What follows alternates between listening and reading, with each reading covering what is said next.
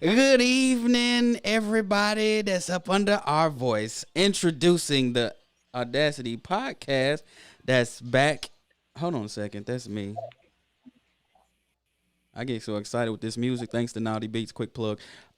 Thank y'all for tuning in to the Audacity Podcast with Jamille Harley and my new co-host, Miss Quiana Quarles. She's doing the thing as my podcast assistant pimp. She'll slap you with some powder. Yeah. And our fabulous guest tonight, Charm City. I'm about to say, Kyara. Buyers. What is it?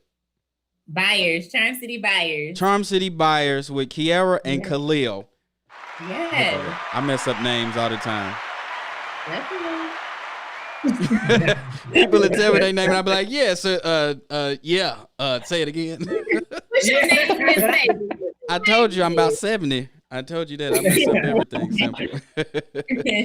But we got Charm City Buyers on the line right now, and they are a fabulous group, fabulous couple, fabulous everything. And you guys are based out of Baltimore, Maryland. And you're out there doing the thug thizzle. I mean, buying the block up, re-gentrifying it the right way. Doing it all. Getting it done. Man, getting it done. And get this, people. They like 17.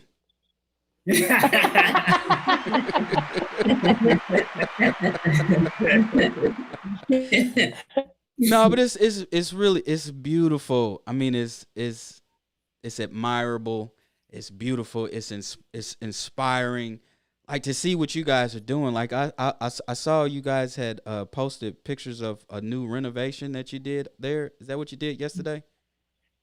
Oh yeah, the house Khalil was in. So look, what's terrible is we gotta be like, all right, well, which one? Right. But yeah, I think Khalil was in that we had just cleared out and demoed completely. Right, so that one's pretty cool. So do y'all live in? I mean, of course you can't live in every last piece of property. But I mean, that would be one hell of a man cave. Hey, you know what, baby? I need a break. I'm going to the property on the west side. I'm gonna talk to you later. Look, I tried to convince her to let me do that. Ain't really work out, and I'm not mad at it. Not yet. Not gonna happen. It's not gonna happen. I'm like, look, you getting on my nerves. You have to go to one of these other houses for a day or two. Man, Find you somewhere else. That would be a beautiful setup. You know what? You didn't put enough mustard on that sandwich. I'm going to the south side. I would be creating arguments like I'm on Valentine's Day, baby. I'm sorry. Come on, meet me at the property on 17th and Yandy's. But that's beautiful, man. That's beautiful, man. And I see that that you guys started. You got your first property back in 2012. Mm-hmm. Yep. How did you do that? Right. Look, we still look back at each other and we like, how did we even do that? Like, at what point were we blessed with that vision? Right. So we came out of college looking for something. Right. We were out there working, had good 9-to-5s, and we knew that going out every weekend and traveling and blowing it all on clothes and everything else, that just wasn't us. Mm-hmm. So we would sit down. And, it might have been me at the time, but he you know. He kind of, but you pay that no, never mind. Don't you pay that no, never mind. Let's be clear. I'm like, look, we going long term with this. Right? We not. So we saved a good amount of money, and we bought our first house. Mm-hmm. Bought our first house. We sacrificed that first year to save the money. Yep. Right? I lived back at home with my parents. Kyara had a roommate out of college. All that kind of stuff, just to stack our coins. And we bought that first one in cash. Mm-hmm. Yeah, bought it cash, and it was a shell. So it was a 3-unit shell. We've always done huge renovations. So the very first property was $120,000 renovation. So we bought it cash for $20,000. But that $120,000 wasn't in the pocket in the pocket of anybody we do. So we had to hustle and network and share our story. And we're able to connect with folks within the community and organizations in the community that believed in what it was that we were trying to do. Because really early on, we realized that people weren't willing and interested in investing in the hood, right? Mm-hmm. They didn't see the value of communities. They didn't see the value of the people. And for us, we're like, what's wrong with this neighborhood? Like, I'm sitting on the stoop, we chilling. And so we found that, it was really important that we turned vacant houses into homes in what we called forgotten neighborhoods, like neighborhoods that were just overlooked and disinvested. And so through kind of finding that vision and sharing that vision, we connected with another organization that provided the funds for us to do that first renovation, that $120,000 rehab. And then from there, it was really just, off to the races and just getting it done and continuing to learn and hustle and do it again and again and again. But that very first deal was just us kids a year or two out of college who knew that we wanted to do more than wait until we could collect a pension. Yeah. And so, but that's what I want to go back to, because when I remember when I graduated college, I had aspirations, like I wanted to start a barber shop. That was unheard of. Nobody had done that. I wanted to invest in some property. I had all these dreams and goals, but I didn't have the information. And so without the information, I didn't have the confidence. And without the confidence, I wasn't going to take no risk, because it's like I got some money that I need for gas and food, but I want to do all this stuff. Yeah. Like, you graduated college, and then you knew that you didn't want to just live off the 9-to-5 stuff. So that part right there, what happened for you to be like, you know what, we about to buy this $20,000 crib? Right. So I think one of the big things, I'll give my side, and I'm sure Kyara has some thoughts too. One of the big things was that we looked at each other and we had done some vision boarding. We had really sat down and tried to map out, okay, what do we want, right? We want assets, we want appreciation, we want cash flow, we want like all these kind of trigger words that everybody wants when you're fresh out of college. And my whole thing from the beginning was like, look, man, we young enough where if we mess up, we can clean it up later in life. Like, I'm not gonna wait till I'm older to get started, because now's the time. I got enough energy. I can learn different skills. I'm a quick learner. Let's just dive in head first and see what happens. Yeah. We definitely had that conversation around like vision and where we saw ourselves and where we wanted to go individually and as a couple, because there was a lot going on at the time, right? So we were like getting engaged and all those types of things. And so we had to merge our visions individually to become one. But for me, I had always been interested in real estate, right? So I always had wanted to buy houses. I always was interested in doing that. And so I kind of brought that side of the stuff to the table, where we looked into doing a lot of different things, but it was just real estate that checked all the boxes for what it was that we were looking to do together. And then from there, we said, this is what we were doing. Like we balance each other really well and fill each other's gaps. So there's a lot that has to do with just the power dynamic, honestly, like I feel between the two of us. But we decided that, real estate was what we were going to do.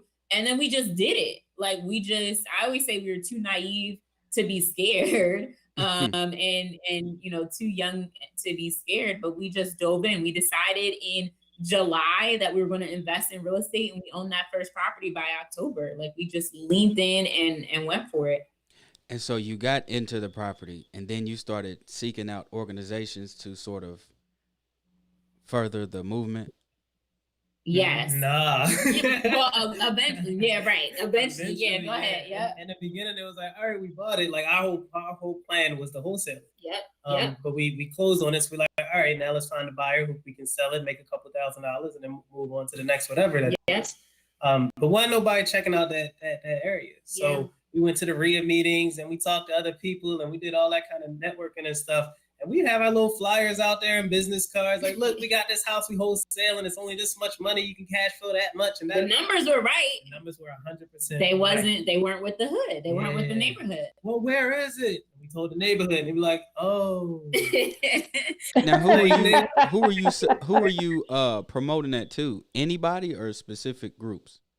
So at that time, it wasn't like, now where you have Instagram and people are putting, all those type of conversations are online. And so we would go to the real estate association meetings and talk to them. So it was, what you find at real estate association meetings, older, white men, for the most part, that were sitting in the room. And so for them, this neighborhood was untouchable, right? But we're like, but the numbers make sense. Yeah, like, and we knew it. We knew the numbers worked. So after a while, we decided, all right, well, we got to figure something else out. We ran into a nonprofit lender who gave us a construction loan. We had to apply for it and all that kind of stuff. But gave us the construction loan. I was like, look, we're actually targeting this specific area. Like, we see y'all own it for free and clear. Cool. Like, let's put the construction loan on it. Let's get a GC on it and let's fix it up. Yeah, exactly. What's a GC? You're speaking. So, GC, a general contractor. Okay. They get the talking gang terms. So in Baltimore, like, do you guys have zoning issues, or has there ever been like any like redlining or anything that could affect the area in which you guys try to market?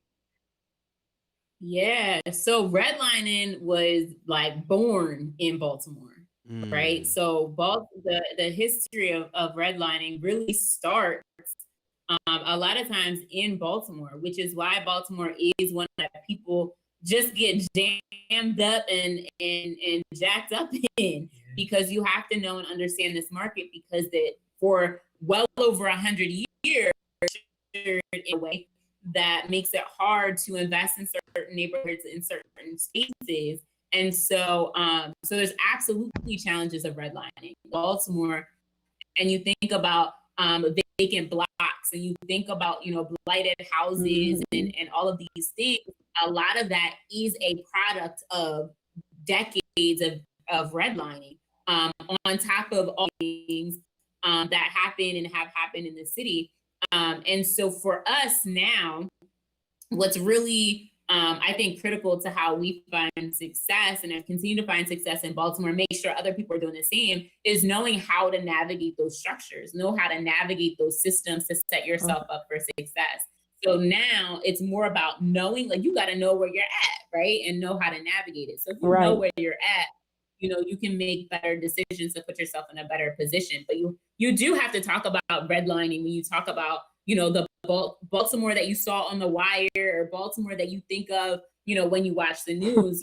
You have to talk about redlining as a why. And for those who don't know, redlining was the legal practice where lenders and financiers and banks would have a map, and they literally draw a red line on the map and say, we're not lending in these areas because they're deemed hazardous. And those hazardous areas, 9 times out of 10, were Black neighborhoods. So if you don't lend to areas, guess what? Then all of a sudden money stops flowing, and it's not just houses, it's businesses, and it impacts everything, right? The businesses, the jobs, the schools, infrastructure, everything. Everything. Absolutely. And so that kind of takes you to the next level, right? So that's like, okay, why is there blight and things like that? Why are property values so low in Baltimore compared to other areas? Well, if you can't get a loan to buy a property, right, you have to be able to pay cash for it. Now, supply and demand. If everyone in this area can only pay cash, then your property has to be valued at a level that someone can pay cash for. So you think about Baltimore, you have neighborhoods where you can buy houses for $20,000, $30,000, $40,000, a few blocks from neighborhoods that are $400,000. Wow, right? History that drives all of those types of things. Yeah, because I would, no matter, I'd be like, I got 5 on it. What you got for me? But you know what? How you broke that down, that reminds me of a speech I heard from Malcolm X, and he was talking about how other groups come into the Black neighborhoods, and we give our money to them. We shop with them, and then they take our Black dollars and they go and they put that into their neighborhoods. And it's the equivalent of you having a house, and instead of maintaining and upgrading your house, you're constantly maintaining and upgrading somebody else's house, which in turn, the wear and tear that you putting on your house is slowly but surely destroying your house. And so you see that a lot, and the narrative, the way we've been indoctrinated to think, like on social media, I'm constantly hearing us complain about, that's why I don't shop black businesses. That's why I don't shop black. And I'm like, you stupid, stop it, shut up. But that is important, and I want to get into real estate really tough, and I see that outside of you guys buying real estate, you actually investing in real estate, you actually teach it too, correct? Yeah, absolutely. Everything we do falls down into two main places: building Black wealth, right? So there's like this article that says by 2053, the net wealth of Black people will be $0. So number one, not on my watch, right? So if we're able to do it for ourselves, other people should be able to do it for themselves as well. So building Black wealth. And two is building Baltimore and making sure that as Baltimore continues to grow and develop, which it will, whether we participate or not, that we have a say on what that looks like and how we can invest in our community with the intention of supporting the community first, right? Thinking about our aunties and cousins and brothers and grandparents who got pushed out of Brooklyn and DC and Harlem and all those places, as we're also investing in Baltimore. And so we have this opportunity to leverage the fact that we've been there, done that in a lot of different ways in a lot of different spaces to help folks navigate the fact that Baltimore is a challenge, but it's not impossible when you know what you're doing, and there's tons of opportunity. And so, you know, what we're doing, and that's our Next Gen Accelerator, what we're doing with those folks is making sure that they are surrounded by resources and information and guidance and access and tools to be able to invest better, faster, and smarter than we ever did, because Baltimore is changing so incredibly quickly. We keep breaking records month after month, and, you know, home sales are off the chain and all this stuff. And it's because people are like rushing to grab a piece. And if we don't, you know, get our slice of that pie, it's going to be gone. And this is our city, right? This is our city. So we want to make sure that people are able to participate in what's going on and do it the right way. So what would you say to the people that are listening and or that will listen that maybe don't live anywhere near Baltimore, but hear this opportunity and want to dive in? Yeah. Like, are there different levels of it that they can participate in to maybe slowly ramp up that revenue to where they can potentially get an entire, you know, because I was looking at tax liens in the Midwest, because I live in Atlanta right now, but I'm from the Midwest. Yeah. No, we have tax liens and tax deeds and all that kind of stuff. We're a deed state. But yeah, so we have those types of opportunities in Baltimore. One, you have to know and learn and understand Baltimore, right? So here's my thing, because there's a lot of people talking about Baltimore right now, which, you know, it's great to be part of the conversation. But you want to make sure that you don't get too overly excited about the numbers, right? So, and what I mean by that is sometimes you can Google Baltimore and you see $5,000 houses, and people are like, well, I can do that, right? I can buy a $5,000 house, and that's cool and cute, right? But we want to make sure of a few things. One, understand when you see us and doing those large renovations, like when you see Khalil in this empty shell of a building, or you see us renovating a house that used to have a tree growing up the middle. First, understand that our average rehab budget is $140,000 on top. Right? That's on top. That's number one, right? So you have to be clear on it takes work to take a house from that to what it becomes. The second piece is for us to be value and add value in these communities. We can't just buy the house. We got to do something with it, right? And the city is holding people accountable to doing something with it. So if you just buy a $5,000 house and say, I'm just going to, you know, wait until I pull all the rest of it together, I'll figure out what I'm going to do with it later. Baltimore City will snatch your house. Do you hear me? They will take that house back.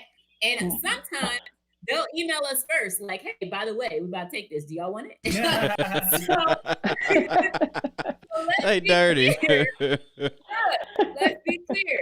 So you want to make sure that you're not just coming into the city and becoming one of the people that you have been trying to avoid, or you've been mad at all your life because your grandmother couldn't afford to stay in her house, right? Mm-hmm. Right.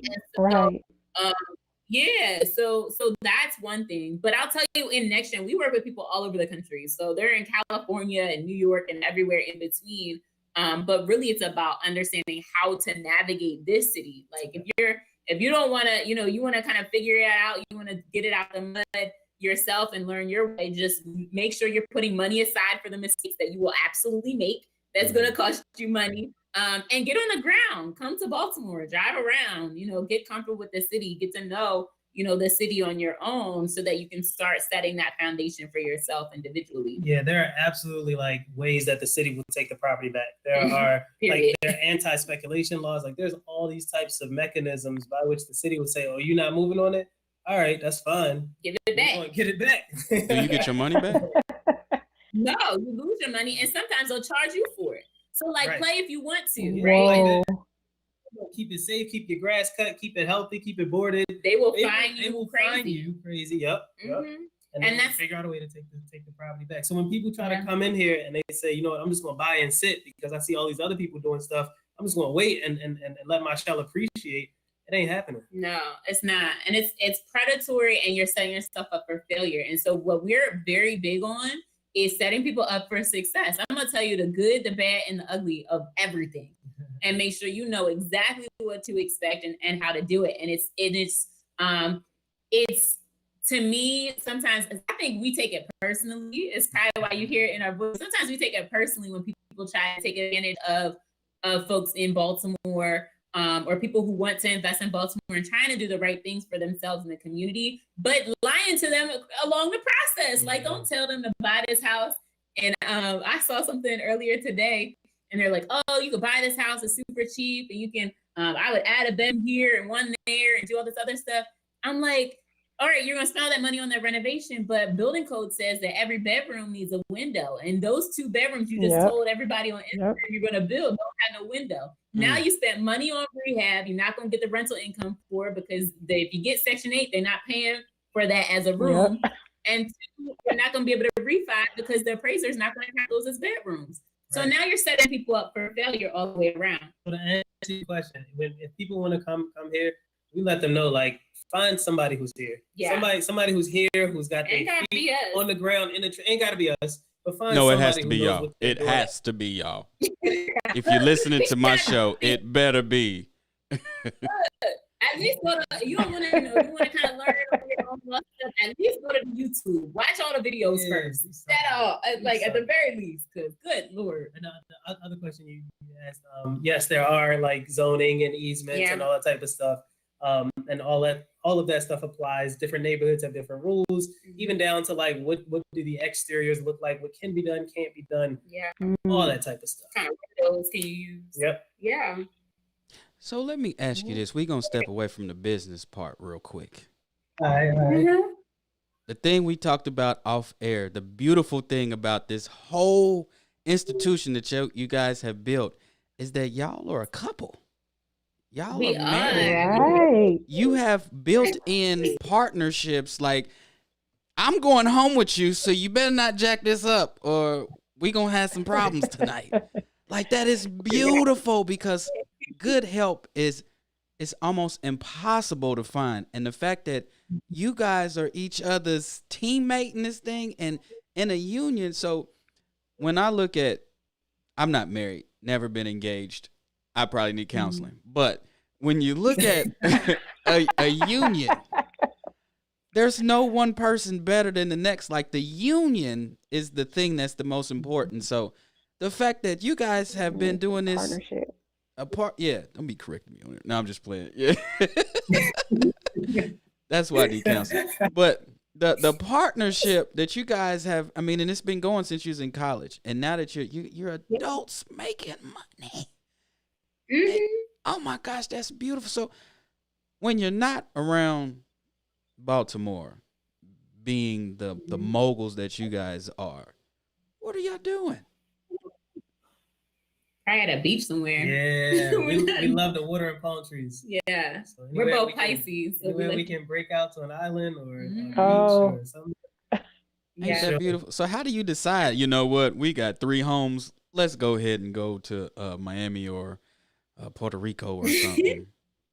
Yeah, I'll be honest, it's probably me. So I need to break out. Like, we work very hard, all day, every day. Like, I know everyone wants to talk about passive income. I will tell you, we work for ours, and we'll have a team and we'll have process and all of that, but we have a lot in the tank. We have a lot more to give. And so we spend a lot of time continuing to build, and creating new ways to drive ourselves crazy a little bit. And so I'm the one that needs to break out. Like, I'll sit in bed, like, I gotta go, and I will book something on my phone, and we will be out in the next couple of days. And that's the beauty of being together so long. Like, she just knows, right? At this point, just book it, because I'll never agree. I'll be like, nah, I gotta watch this and go to this property and see that. Make this. She's like, nah, I already booked it. Like, next week we out. Like, you ain't got nothing to do next week. We out. Now I know I gotta make sure that by the end of this week everything's set so that I don't have to be there. Look, it's time to go. And so you have to do that, and I have to do that for myself, like my personal health, my mental health, I have to do that. I'm still, we have the businesses, we have each other, we have a daughter, we have a household to run. I got to go. And so he's learned too that it's easier for him to figure out what he can do while we're gone than to keep me from going, because it's a lot worse if I stay. And I don't even want that smoke, bro. I don't even want that. So then for you two, how has it been, like, for business and your partnership and all of that intertwined since the pandemic? Like, since now, the breakout might not be as easy. You know what I mean? Now it's like, you know what? I'm just gonna go to another room, or I'm gonna go to another house. So I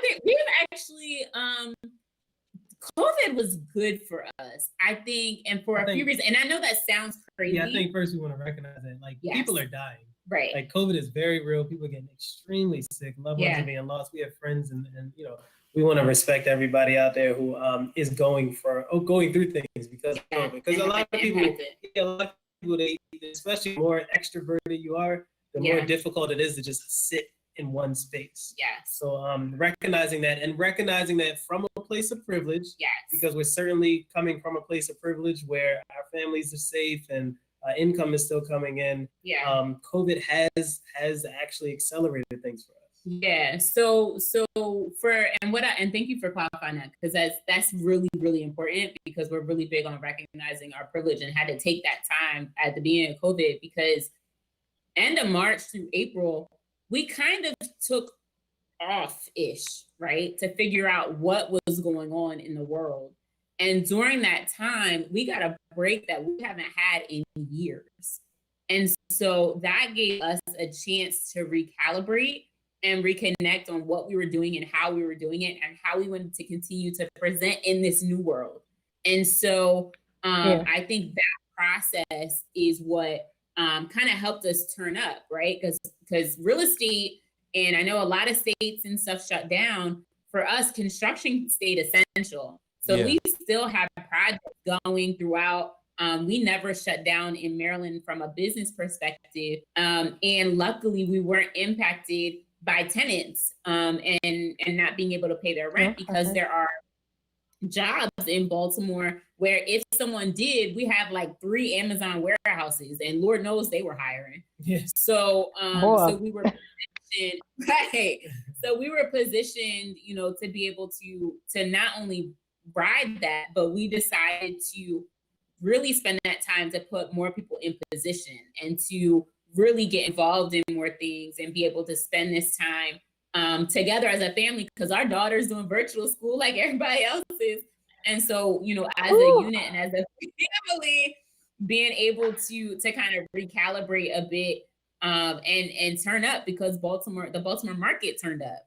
And so we had to shift so that we made sure that it wasn't just us kind of sitting back a little bit during this time, but positioning other people to be able to build their foundations to have that consistency as well. So, how do you perceive it going forward, though? What, the market? Well, like everything. So when you know, how do you? No, I mean, you can't predict any of this stuff. But how do you adapt in the future, knowing that it looks like we still gonna be dealing with this for a little bit longer, and then when they force everybody to get the vaccinations, it's gonna be crazy. But we won't talk about that. This will be the first winter that people are like going through this, and I think as people are sitting in their houses and they're realizing they got that one room that's a little drafty, and they realize, oh, you know what? I thought we had enough space. We don't really have enough space. Or I want this new kitchen, or I want, like, people are online looking at it, and they're looking at ways to expand their current situation. Yeah, like, and that's coming from Baltimore, right? So we have people moving into Baltimore because they're thinking, okay, I'm spending more time in my house. You know, I live in DC. I'm paying too much. I don't have enough space. I could move to Baltimore and spend a quarter of the amount of money and get 3 times the space, right? Yeah. So we're uniquely positioned in a place where Baltimore has now become the destination for a lot of people because you're getting more. And so, and not only that, Baltimore has a lot of incentives for people to move into and buy into the city. So not only are you getting 3 times the house for a quarter of the price, you're doing it for no money out of pocket for your down payment and closing costs, taking advantage of the incentives that the city has, right? So you're just leveling up. That's it, right? And so Baltimore is a space where I know a lot of different markets are seeing and feeling different things as far as what's coming. Here, we are selling more houses per month now than we have over the last decade since we've been tracking it in this way. And so literally, like, statistical evidence, 30-page reports and documents that have been put together are showing this. Yes, and this is October. This isn't like 6 months ago data. This is, we get the new data. And so they're making it rain on Baltimore, huh? Making it rain on Baltimore. 100%. And so yes, there are people that have been impacted. The shutdown is impacting people. How that transitions is going to impact the city. Baltimore City paid 6 months worth of back rent for tenants who were impacted negatively, right? Really? So they're working really, absolutely. Atlanta, y'all need to step up. Period. They're working really hard to make sure that Baltimore can not only survive what's happening right now, but really thrive and push the whole city forward, regardless. So I can't speak on every other market and saying that every market is going to see the same thing, but I know here in Baltimore, we're uniquely positioned to ride, what's going on in a way that a lot of cities won't be able to. So let me ask you this: what role do each of you play? Like, we just play. Yeah. People like asking that question. Yeah. So I'm the designer. I pick out the colors. Yeah, right. Kyara's the actor. How we rock, Baby, I'm going to IKEA. I got to get this feng shui on point. You go to Home Depot. I know you're gonna do your thing. Right. I oversee and make sure that we're progressing and advancing the real estate side. And obviously, Kyara, we both jump into both sides. Yeah. But I'm the main point when it comes to checking on the properties, managing the guys and gals, getting projects to acquisition, all that type of kind of development stuff. Yeah, and he's does a lot of our partnerships with the city and the state. So a lot of the relationships that we have that are very important to us as developers, that's a lot of close relationships. And then they meet me, and it's just, it's icing on the cake. It's a wrap after that. They see her smile, and I'm like, all right, let me fade to the back real quick. Do your thing, baby. Tap in, tap out. And then for me, I am really supporting that whole mission of making sure that it's not just us getting it done in Baltimore. So really working with our mentees and making sure they have what they need, and really pouring into them. We've switched and swapped in different ways, in different roles, a lot. But right now, my thing is our mentees and making sure that we have an army of folks on the ground in Baltimore getting it done. That's beautiful. That is a beautiful thing. So what does the class format look like? Do you have you have teachers that come in and teach certain aspects of real estate investment, or y'all just be like, hey, we're gonna talk about this today? Chime in. Yeah. So it's a mixture of a lot of different things. So there is like a curriculum portion. So we're big on setting foundation. You got to know and understand, the conversation and the structure and the process. So there's a curriculum. It's us, right? We're doing calls and doing group coaching to give folks an opportunity to not only learn from us, but learn from each other, because we have a group of folks, everyone investing in Baltimore. There's a lot of shared knowledge that can happen as one person's going through one situation. That experience is going to teach someone else who's about to do the same thing, right? So we do a lot of group coaching. We have we do all kinds of stuff. We're going to be meeting with people this weekend, doing a neighborhood walk and walking through the city and making sure people are getting eyes in the hoods that we're talking about all the time. We also have professionals come in and help to educate a little bit more on specific topics. Like guest experts come in and speak, which is very helpful. But a lot of it's us. Like a lot of it is us hands-on involved. We'll bring other people in, but really just pouring into folks through group coaching, through one-on-one. And we have folks really from all over the country. So people in California and Florida and New York and everywhere in between, Chicago, to be able to, come in and really learn and understand Baltimore and leverage that networking community that we built. Because really for us, we're really big on, someone said it to us not that long ago, proximity being power, right? Proximity is power. And so not only is it proximity with us, but it's the group and community in and of itself, partnering and working with each other and building off of each other, in addition to the curriculum and the group coaching and the guest experts. And we have, Baltimore organizations that are pouring into Next Gen. We're making sure they have all the information first. They know how to get it done. We're bringing in lenders and like all kinds of stuff. They're leveraging our team. Really being able to come in and leverage the fact that we have been there, done that. We know how to move. We know who the players are, and we know how to get it done. And so through Next Gen, people are able to do that right alongside And us. The beautiful thing is that the rules are always changing. The codes are always changing. New materials are popping out. Material pricing, everything's constantly changing in this world in general. And because we're still very much active, we've got projects in various stages that are still moving, and we still have to manage our projects. Because we're still active in the space, we can immediately share that information. Right. Any kind of updates and changes or better ways of doing it, or neighborhoods, everything. Right. We're still very much into it. And I think you brought up a point earlier. So Kyara and I being together, we've been together for 12 years, married for 8 almost coming up. Hold on a second. Pause real quick. Pause. We just can't run past that part. Okay, go ahead. We like to look at each other and we're like, look, man, if on average a person sleeps 8 hours a day, right? That means that person has 16 hours of daylight.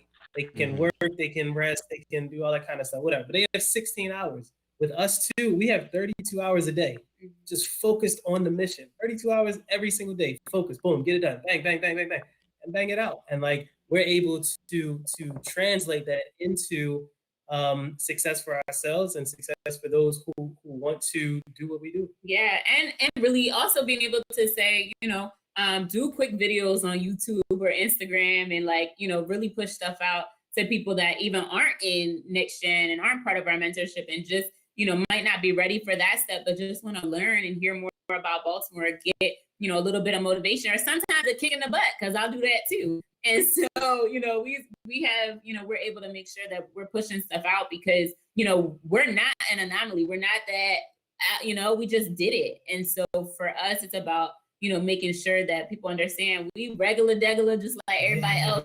If we can do it, so can you. It's just a matter of how do you want that experience to go. And so for us, we had to learn the hard way. And we don't want everyone to have to do that same thing. That's no reason. And I think you just answered Ashandra's question. She said, is the class geared towards those in the Baltimore area, or is it open to anyone in other states? I think y'all just answered that. So that's good. So your classes, are they, I take it that they're virtual, especially now, right? Mm-hmm. Yep. They've always been, a good portion of it's always been virtual because we've had people all over. But pre-COVID, we would turn up quarterly on these huge workshops, quarterly workshops called Mobilize Baltimore, where folks will fly in from all over the country in Next Gen and outside of Next Gen for these big workshops in the city. So COVID shut those down, which is terrible. It's a shame. Our most recent one in March 2019, just before COVID. March 2020. March 2020, excuse me. Yeah, March. We were really focused on construction. Mm-hmm. So we talked through floor plans. We brought out materials. We had people pricing out their own kind of projects based on the square footage, going through estimates and labor, really kind of diving deep for about 4 hours. We had 150, 200 people there. Yeah. Just learning about the Baltimore construction scene. And then we do a different topic each one, lenders and tenants and wholesaling. We've done all kinds of stuff. So that's hard because we can't do stuff like that in person. We always love doing those. Yeah. So we're looking forward to people for all this COVID stuff to calm down so we can get people in the room again. But yeah, so we would do stuff like that and do more things in between those sessions that were Next Gen only, kind of like what we happen to be doing this weekend. So I'm looking forward to be able to get people together more often on the ground in Baltimore in person. So we'll see. But yes, it's virtual. Mm-hmm. Yeah. Go ahead, Quiana. And in addition to your real estate investments and everything, do you have any other investments that you and your husband are diving into as well? Yeah. That's a good Outside question. Of real estate. So for me, people will reach out, hey, I got this multi-level marketing, or yo, what about investment? And I'm like, got these exotic pit bull puppies for sale. Yeah, all that kind of stuff. I'm like, look, man, if they ain't got to do with real estate or educating real estate in Baltimore, that's my lane. That's my box. I go real deep into it. That's where I'm at. Yeah, he stays in his comfort. He got his tight two-step. I'll dabble in stocks a bit, so I'll do some stocks and options every once in a while. I have a degree in economics, so it's hard for me to see what's going on. Oh, nice. Mm-hmm. Okay. So let me ask you both this. Well, first, do either of you have your real estate agent license? I do. Okay. So I think you about to answer the question. So for the people that are coming up under you guys to learn how to get into investments, would you suggest them go get a real estate agent license or just follow the plan as you guys are laying it out? Absolutely not. You do not need a real estate license to invest in real estate. The only reason I have one is because when I was a kid, I said I wanted to do it. That's the only reason I have my real estate license. Nothing else. So which is better in your opinion? I've been investing for years. Which is better in your opinion? Well, I know obviously the answer what you're doing now, but because I know people that are looking to get their real estate license, but this sounds like this is a faster track. This sounds like the difference. I work in IT as a 9 to 5, and I would have been better off had I just didn't go to college and got all these loans and got different certifications. Right. So this sounds like it's best to kind of avoid the real estate agent stuff and then just go directly into that. I could be wrong. I don't know. No, but here's the thing. So first, we have agents in next gen. So so the thing with the real estate agent license is sometimes people think that getting your license is going to teach you how to invest in real estate. Whereas the real estate license and the class that you take to become an agent teaches you how to manage the transaction and understand the paperwork to represent someone trying to buy houses, right? So sometimes people are like, oh, I went to go get my real estate license because I wanted to invest. What they quickly find is they finish their real estate license. Now they have brokers fees for the MLS, they have all this other stuff, and they still don't know how to invest in real estate, right? So that's kind of the thing that's like a misnomer, is that you should get your real estate license, or that getting your real estate license is going to help you or teach you or show you how to invest in real estate, where it's completely not the same, which is why a lot of agents don't have real estate, right? Or they might own something, but they don't probably are not investors, or why not all agents are good to work with as an investor to help represent you as you're looking for properties, because not all agents know and understand investing. So that's always my thing for people wanting to get started. Sometimes they're like, well, should I just get my agent license, or do I need to be an agent? I'm like, absolutely not. If you want to, show houses or list houses, then yeah, get your license. But if that's not your goal, then that's probably not the approach to take. Okay. So what are our few misconceptions regarding investing, real estate investing? That you hear all the time. Yeah, anything on HGTV. Anything on HGTV. Flipper flop. Like, nah, that ain't it. Yeah. One of the biggest things that is not talked about are carry costs. And I'm gonna just kind of share it outright. So carry costs while you're fixing a house. So somebody got to pay for the electric to let the guys plug in their tools. Somebody got to pay for the gas. Somebody got to pay the insurance. Somebody got to pay the taxes. Somebody got to pay the water. There are all these carry costs that will eat you alive day by day if you're not moving that project along. I'm talking about $50, $60, $70 a day in total cost. Right? That stuff adds up if you're doing a 3 or 6 month flip. Right. So a lot of people don't budget that carry cost item correctly. Yeah. I think and I don't need to do the last two, but I do have two, right? So one is this whole passive income conversation, right? I'm gonna be a landlord and it's gonna be passive income. It's just gonna be money that just magically appears in my account every week, every month. And I think sometimes it looks, because of HGTV or because of how things are posed, sometimes you're only told part of the story on social media, you miss the work that comes in the middle, right? And so that passive income, although you can build passive income, that definitely takes time. And a lot of times it's after you're doing a whole lot of work. So that's one. And the other I had in my head, now I'm gonna try to remember. So one was the passive income, and then the other was that there's a lot of conversations about not needing any cash. You don't need any money, right? No money to buy real estate. You can do it with no money out of your pocket. You don't need to know nothing. You don't need no time. You don't need no dollars. You don't need nothing. Just come up to the block and just, here's your house. Right? Wait a minute. Who's saying that? Right? Where is the whole? Is that HGTV? We need to make a diss record. Look, I'm good for a diss. But like these strategies, sometimes the ones that sound too good to be true, a lot of times, might be, right? Having reserves, even when you're structuring deals in ways that keep more of your cash in your own pocket, which I'm all for. We are like the other people's money, the OPM king and queen, right? But we also know that it's important to have reserves and have capital and make sure that you're taking care of your personal finances in a way that sets you up for success in managing business finances. And so, there's kind of some, I don't know, there's a lot kind of out there these days around investing. And I think sometimes it's because, the intention can be to whatever. They want you to buy something from them or get this house from them or take this class or whatever it is. Whereas, the truth of the matter is that there's a lot more work to be done.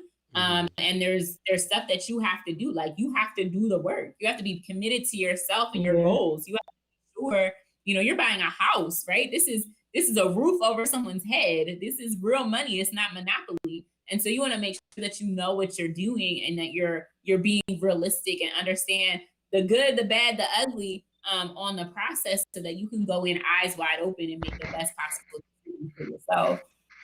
And so you brought up the word landlord. Are y'all currently landlords, or do you just get the property and then you just sell it? Yeah, we're currently landlords. Yeah, that's a cornerstone foundation. Yeah, we started that way. It's our foundation. Nice residual income, predictable, relatively.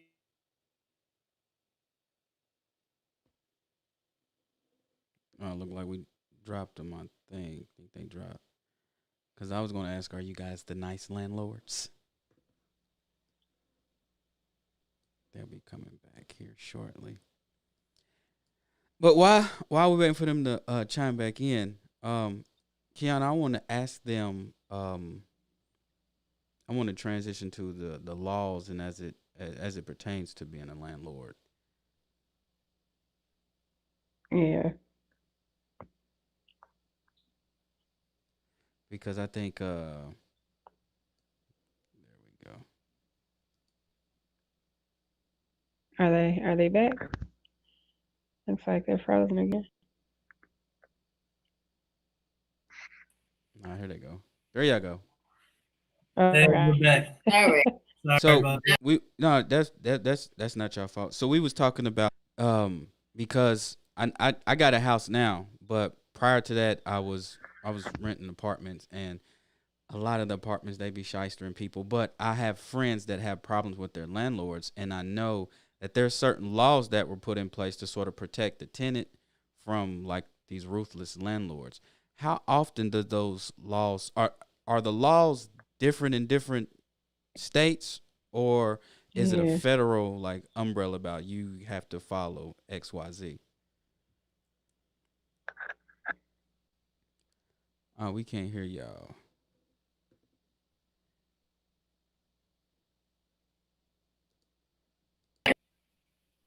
There you go. Can you say something? Okay. There you you can go. hear us? Yeah. Okay. Yep.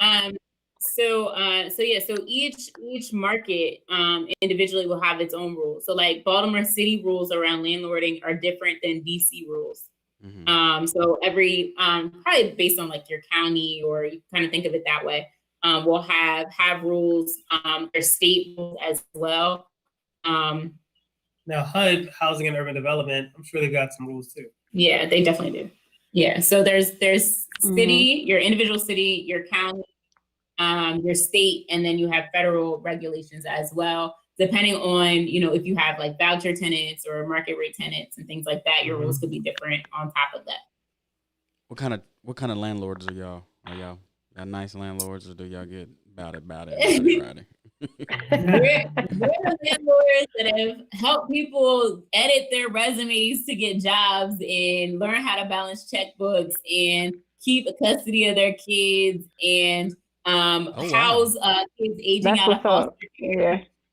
So we're the landlords that do what we say we're about, which sometimes takes a lot more energy than just I'm just gonna leave that where it is. But maybe we need to go to Mexico tonight before I kill something. Yeah, like every once in a while, I'm like, dang it, I could rent this house to a doctor and be done. But yeah, like we put our money literally where our mouth is when it comes to seeing and wanting to add value in the community, and knowing that having ownership in new communities and these houses gives us the power to do some really amazing things. And we try to do that as much as we can. Because of like what we stand on and the things that we do, Kyara and I sleep very well at night. Yeah. we don't, my phone number hasn't changed since the 9th grade. Hers hasn't changed since the 8th grade. Like, we don't have a whole bunch of tenants. Don't call me, y'all. You knew me in 8th grade and 9th grade. We don't have a whole bunch of old tenants and contractors and all that kind of mess called. Like, we sleep pretty good. Yeah.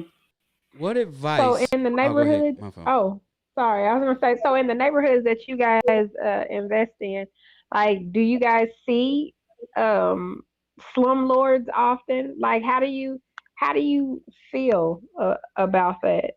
Like those who have the tenants and don't do right by them.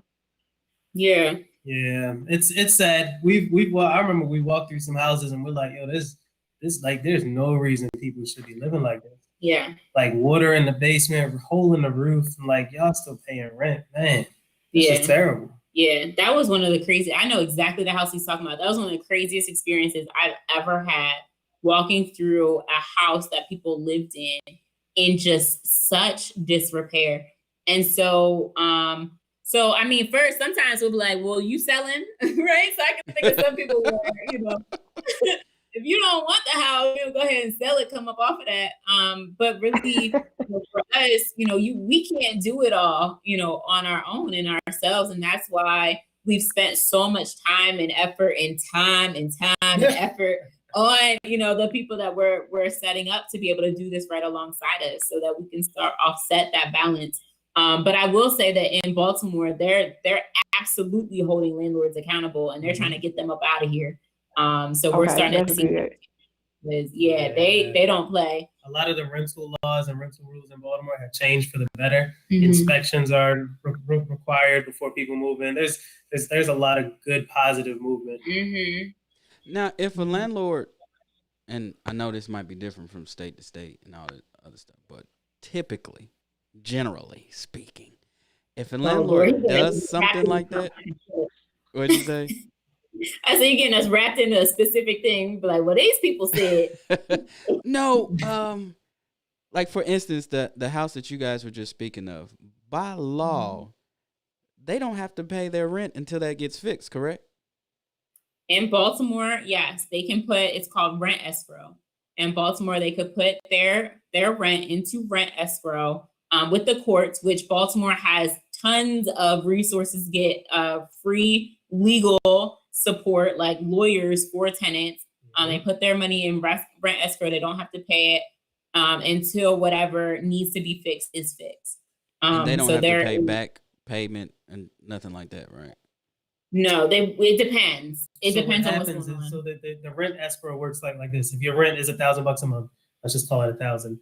You take that $1,000 on the first of the month and you put it into an escrow account. Right? You don't give it to the landlord. You put it in a bank account. And then every month that goes by with the landlord not fixing it, you keep putting that extra $1,000 into a bank account, right? And then after the landlord fixes what needs to be fixed and they take it to court and they agree, yes, okay, everything's fixed, then the landlord has those funds released to him or her. Sometimes the judge can say, based on the work that need to be done, or because, your plumbing didn't work for 2 months, you're no longer required to pay those 2 months. You can keep that $2,000, right? So the judge can determine how that money gets like separated and sent out and who owes what to whom. But in Baltimore, it's rent court, put the money in the rent escrow and then let the judge tell and hold the landlord accountable. And then the funds get dispersed from there. So sometimes, yes, like they won't have to pay back rent, and sometimes they will, because I'm gonna be clear, right? So as a landlord, I also have to say that there are some what we call professional tenants, right? People who they know and understand the law. They need to put ESQ after their name, right? So they know how to navigate and put it all together and, really go from house to house and try to just use the system. And so that also creates an opportunity where a landlord who, is trying to do the right thing and they're just like coming up with stuff and taking advantage of the situation. There's still funds there to be able to pay the rent if it is actually in fact due to the landlord and it's not some big slumlord issue. But y'all keep the toilet keeps running because y'all keep breaking it, right? You can't take me to court over the toilet running. So there's some of that as well. So you have that balance in the court system sometimes, depending on whether your jurisdiction is tenant or landlord friendly. Okay. We're getting close to the end of the show. But I have a question because I've always wanted to do some of the things that you spoke about already. But I want to do that with people that I trust as you trust each other. What advice would you have for like a tight either friend/peer group or family group that are interested in investing? Like, what would be some advice that you would give them that would help them to sort of circumvent the different issues that might come that might make them, well, I don't like you no more? Because, when you start dealing with money, the slightest thing, like, I hate you now.